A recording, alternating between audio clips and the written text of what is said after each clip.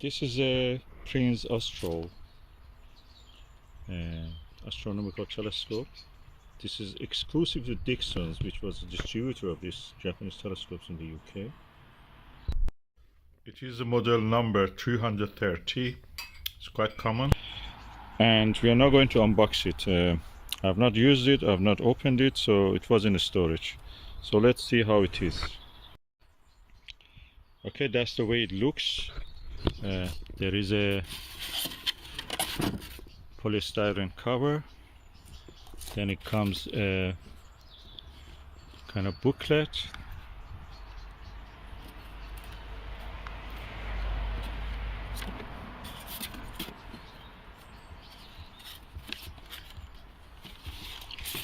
With a poster or kind of something like that. Oh, a moon map.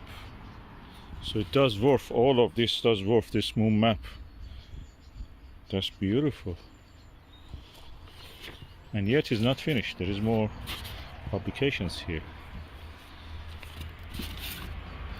There is another kind of poster again. Oh, that's interesting.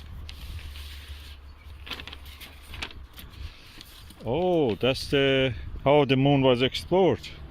Beautiful, look at that. That's at least on its own £5 probably.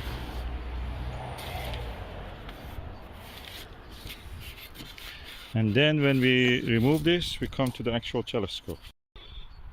Let's see first what we have here. We have tripod.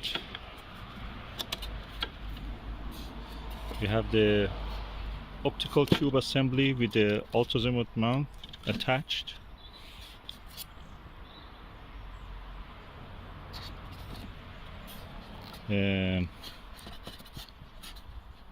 Yeah, we have the slow motion controls. We have a Barlow lens. We have a finder scope. We have eyepieces 15mm, 6mm, 25mm. And we have all the screws for setting up. This is a lovely, oh look at that, star diagonal. And that's the tray for putting the eyepiece. So let's just start with the setting up of the tripod. Okay, now I have set it up. I don't think it has been used because there was no scratch marks on anywhere on the polystyrene packaging of it. All the components are there, they're new, they have not been touched.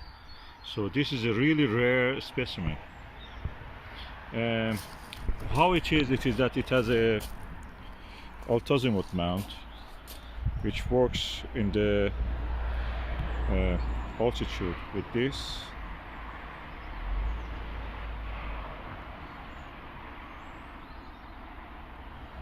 And in the azimuth it works with this. Simple design. It's a QC passed. Focal length is 110mm. Usually there are focal length 710mm. Usually there are 700.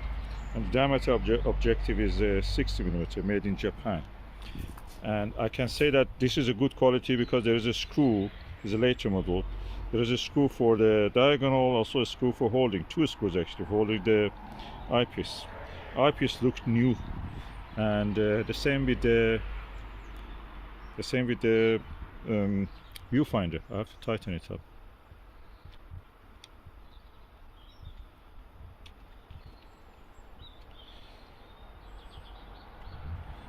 Yeah, and it seems you can actually adjust it by this. There's a kind of like eyepiece style. You can turn it in and bring it to focus, which is rare in for a diagonal for a star finder scope. So quite interesting setup. Let me just use it and see. First I will show you the lens. It has a rubber lens cap, which is really good. It's not plastic, it looks like a rubber. And this is the actual lens, as you can see here.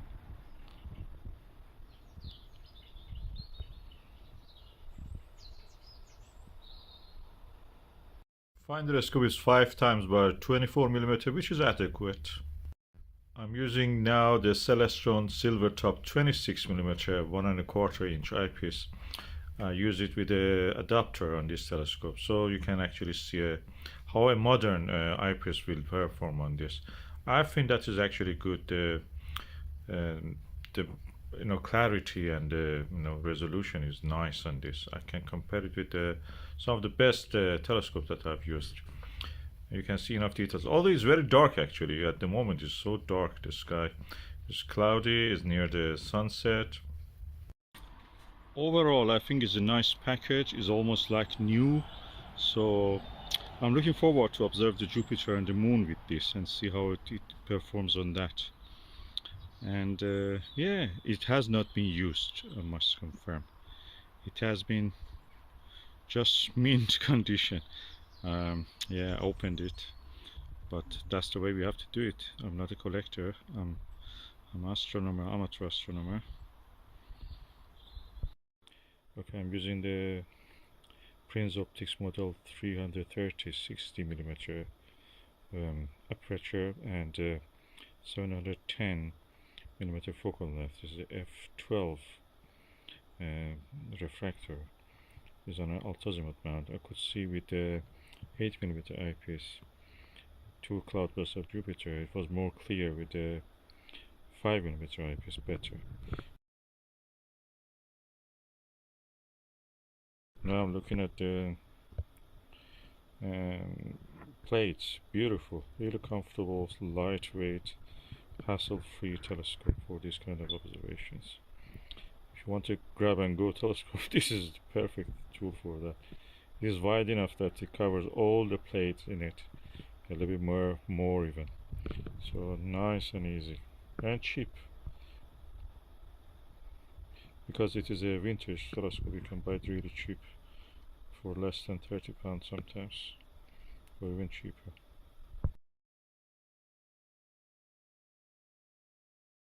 The trick is to use a eyepiece adapter from 1.25